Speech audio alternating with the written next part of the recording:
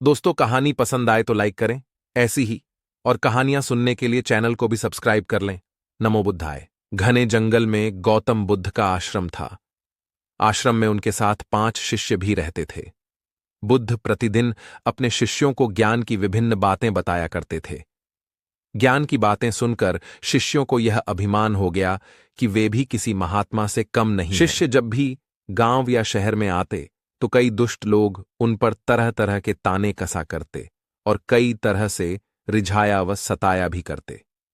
एक दिन शिष्यों ने बुद्ध से कहा, भंते, हम लोग जब भी गांव या शहर में जाते हैं तो दुष्ट लोग हमें क्यों सताते हैं? यह सुनकर बुद्ध ने मंद मंद मुस्कुराते हुए कहा, मेरे प्रिय शिष्यों, जब पौधा जमीन से निकलता है तो वह नन्हा पौधा ही कहलाता है।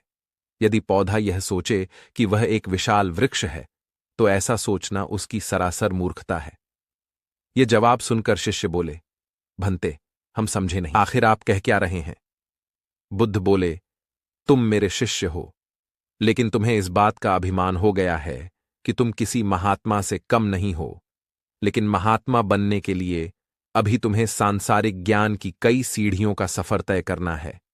इन सीढ़ियों पर चढ़ते चढ़ते तुम्हें हितैषियों और अहित करने वाले दुष्टों के भेद का ज्ञान भी हो जाएगा। अर्थात किसी की भलाई करने पर प्रसन्न न होगे और किसी के कष्ट देने पर दुखी भी न होगे। उस समय तुम सही अर्थों में संत कहलाने के अधिकारी होंगे। बाहरी जगत का मोह त्याग कर आंतरिक जगत में विचरण करने वाला व्यक्ति ही एक सच्चा संत बन सकता है। बाकी केसरिया वस्त्र धारण कर या सिर मुंडवाकर बाहरी जगत के प्रपंचों में फंसा व्यक्ति ढोंगी हो सकता है, संत नहीं। यह सुनकर शिष्यों ने अभिमान की धारणा त्याग दी और संत बनने के लिए बुद्ध के कहे अनुसार सतपथ पर चलने लगे। वे अब अपने आंतरिक जगत की ओर ध्यान देने लगे और बाहरी प्रपंचों से स्वयं को दूर रखने का प्रयास करने लगे। एक दिन बुद्ध ने शिष्यों को ध्यान की विधि सिखाई। उन्होंने बताया कि ध्यान में मन की शांति प्राप्त करने का मार्ग है। ध्यान के माध्यम से तुम अपने भीतर के सत्य को जान सकते हो।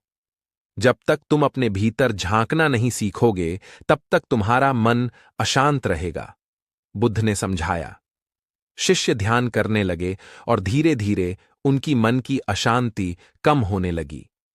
कुछ समय बाद एक दिन बुद्ध ने अपने शिष्यों को जंगल के किनारे एक तालाब के पास बैठने के लिए कहा। वहां बुद्ध ने एक पत्थर उठाया और तालाब में फेंक दिया। पत्थर के गिरते ही तालाब में लहरें उत्पन्न हो गईं।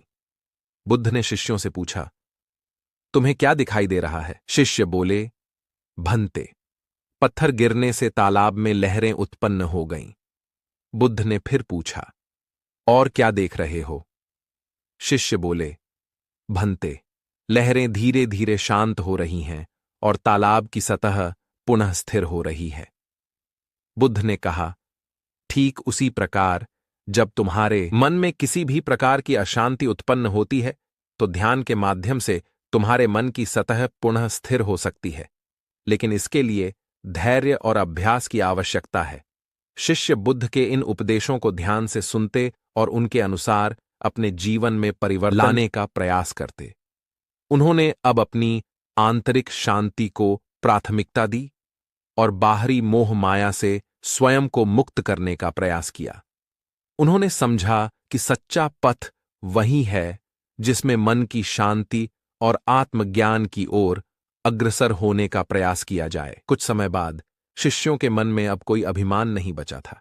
वे अब न तो किसी के प्रशंसा से प्रसन्न होते थे और न ही किसी के कष्ट देने से दुखी होते थे। वे अब सच्चे संत बनने के मार्ग पर चल पड़े थे। एक दिन बुद्ध ने शिष्यों से पूछा, अब तुम लोग गांव और शहर में जाते हो तो दुष्ट लोग तुम्हें ताने मारते हैं?